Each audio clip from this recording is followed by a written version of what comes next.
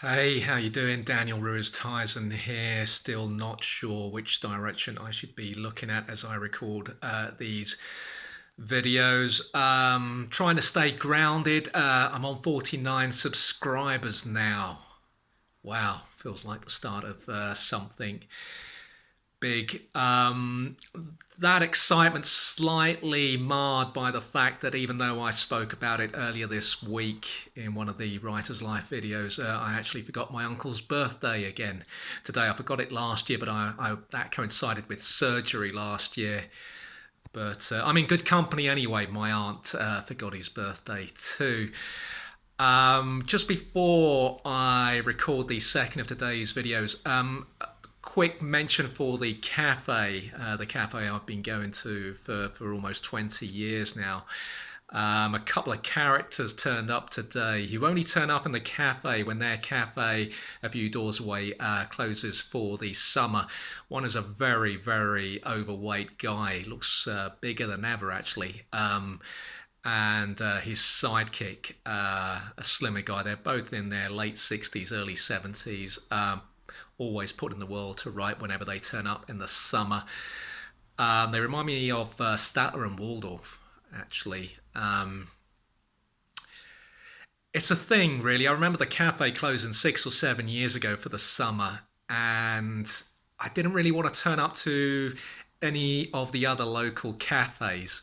I just felt it would be rude to them because there were probably a few cafe regulars doing the same thing that summer, and then they would just disappear when our cafe reopened. I don't really like doing that. I don't think it's on, so I just took myself off to central London that summer to the sort of Costa Star Nero cafes, which I really can't stand, overpriced and just bland. That's not for me. That's not coffee, and that's not a cafe.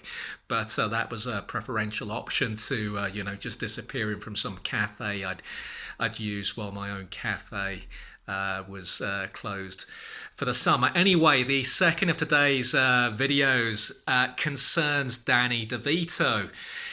Danny DeVito, this story goes back 25 years, probably the best day job I ever had. I was working at a picture library in Fitzrovia, and 94 was probably I'm not sure it was the best summer I've ever had, but it was certainly the most exciting summer, certainly the most formative summer. After that, I always felt under pressure from myself to make the most of a summer, and I was never able to match that summer. I just had so much going on that summer, and underpinning it was this job at a picture library, which if I'd have stayed there, it probably would have helped my writing career. It was a good job. I enjoyed the job. I was working in accounts, God knows how, because I'm terrible with numbers. But it was such a nice atmosphere, such a nice environment, and it could have led to other things that I could have tolerated better than the some of the 9 to 5 horrors I've endured over the years. I was working there a couple of days a week initially. Then after I finished my A levels, I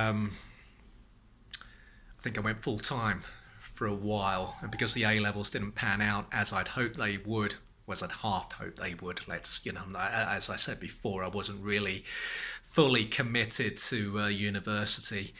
I've forgotten my train of thought. Let's get back to Danny DeVito. Danny DeVito didn't actually work there. He was the husband of one of my new colleagues, and the first time I saw him, he used to do odd jobs in this place. He was also an actor, actually, in the early episodes of a very well-known show. And he used to do that should be edited. It's not going to be edited. Leave it in. He used to do odd jobs for the picture library. He described himself to me much later on as an artisan. He could turn his hand to anything.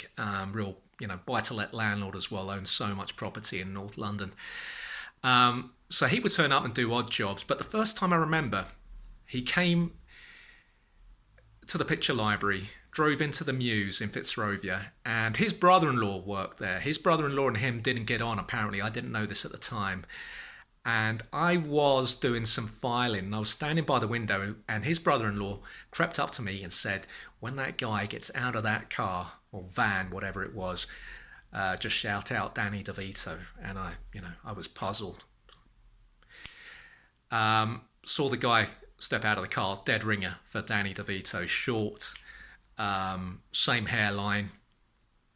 I thought, no, I mean, I could obviously see the reference, but I just thought there was something nasty in it, and I thought, I'm not going to say that. I don't know this guy. I'm a kid. He's going to take offence. He was about 10 years older than me.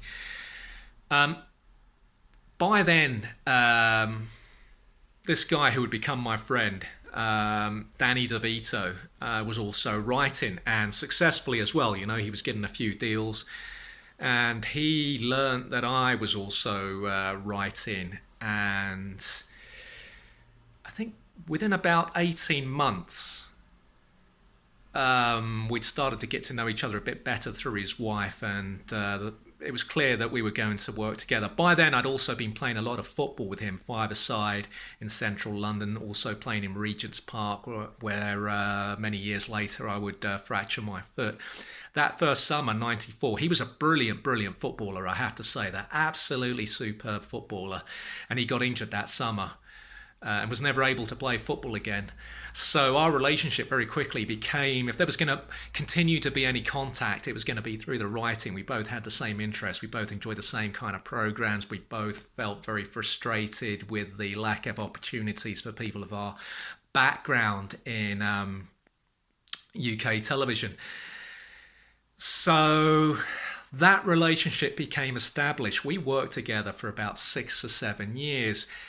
And I would, he was a very kind guy, very generous guy. He had a lovely house, he had a lovely family, and I really enjoyed his company. And I would say we became very good friends, even though the relationship, the glue that held it together was the writing. But, during the early noughties, when I was having a very, very difficult time, he was one of those, one of many people who were there for me, and the prospect of writing with him and making something positive come out of our work was, it did keep me going. I came to rely on him a lot, just working with him kept me motivated, made me feel like I was achieving something. Having said that, whenever I spoke about him, always in a positive way to other friends, because, I'm one of those guys who compartmentalizes his life. I don't belong to any cliques. And I think any close friends I have or have left would recognize that. I'm not a cliquey guy. I never have been. So among my various circles of friends at the time, no one else knew him.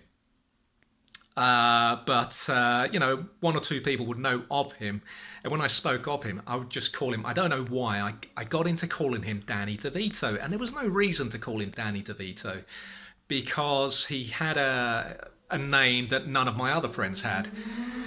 And so the DeVito thing established itself. My great friend, the only writer friend I really have always had for years, the Space Daddy, he, I think, started it.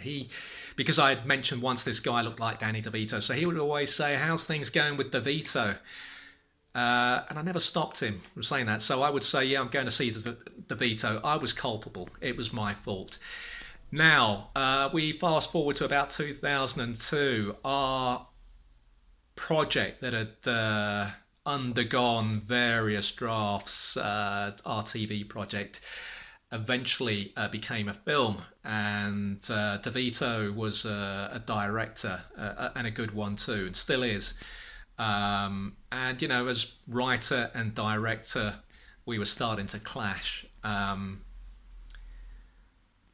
certainly could have handled that a lot better.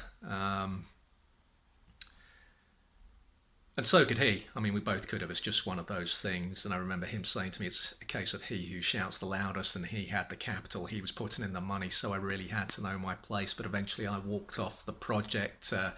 It wasn't a successful project. The film got made, but it didn't go anywhere. My agent later told me to distance myself from it.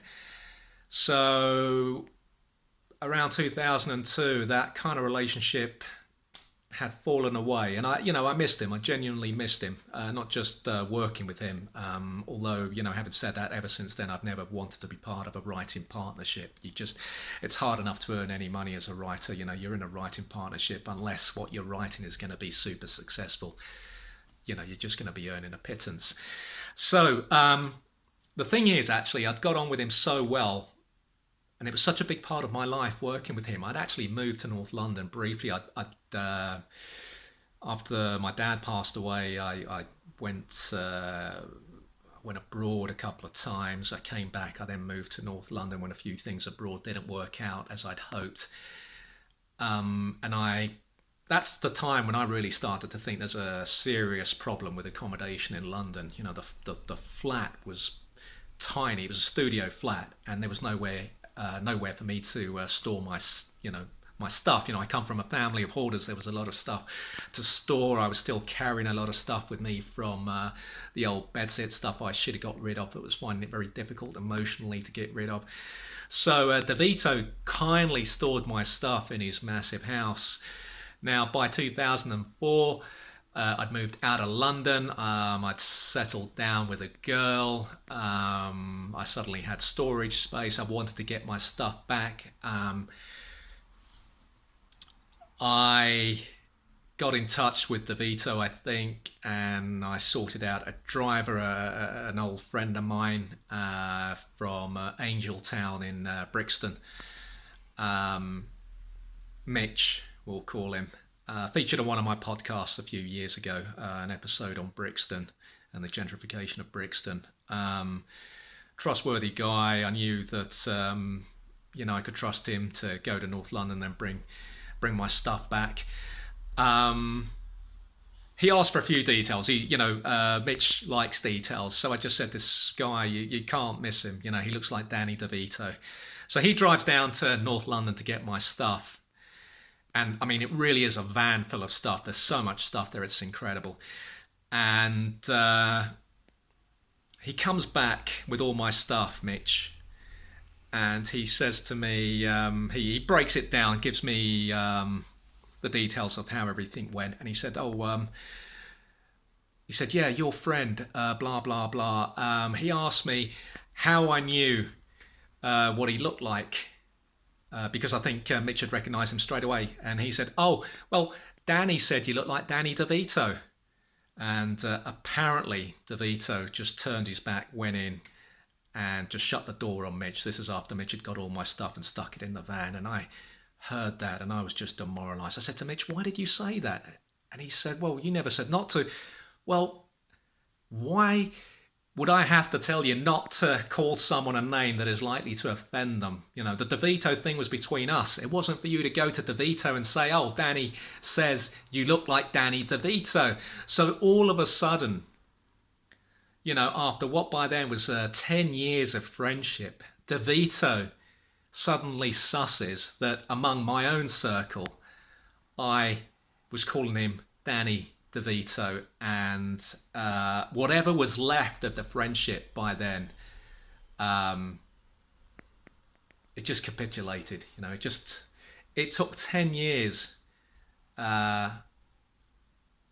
Took 10 years to come back from that, and he never mentioned it when we finally met up. We both kind of recognised the mistakes we'd made in the friendship, but to this day he will know that the guy that I sent to pick up my stuff had been told, you'll know him because he looks like Danny DeVito. And that's the Danny DeVito story. Please don't forget to click the like and subscribe button and share this if you've enjoyed this post. And I hope you enjoy your evening. Take care.